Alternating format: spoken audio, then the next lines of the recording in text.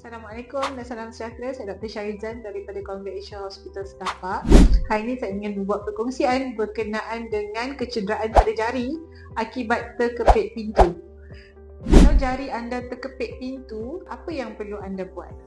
Yang pertama sekali, kita kena tahu sama ada jari itu ada open wound atau luka terbuka atau tidak lah. Kalau ada open wound, kena datang hospital lah ya? Sebab kita nak kena bagi IV antibiotik dan mungkin kita kena cuci luka tu dan jahit. Yang kedua, kita kena buat x-ray jari tu. Kadang-kadang lepas cedera dia boleh patah kat ujung tu, dan kita kena tengok sama ada patah tu dia lari atau tidak. Kalau dia lari terlalu jauh, doktor kena buat sesuatu untuk rapatkan balik. Kalau tak, jari dah lah patah, lepas tu jauh daripada kedok, kerana jari hujung tu akan jadi lebar dan lebih memanjang dari normal, dan pertumbuhan kuku akan affected. Yang ketiga, kita kena tengok dekat bawah kuku tu, kalau jadi hitam, berapa besar keluasan hitam tu. Kalau dia lebih daripada 50%, dan kita kena angkat kuku dan jahit tisu bawah kuku. Sebab kalau kita tak buat begitu, ada kemungkinan besar kuku yang tumbuh selepas itu akan tidak normal.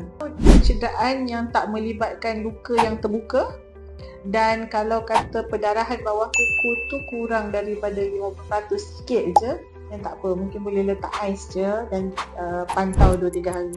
Tapi kalau ada luka terbuka dan kalau perdarahan bawah kuku tu banyak, besar sampai kuku tu hitam, kena datang hospital sebab doktor kena angkat kuku tu dan jahit di bawah kuku.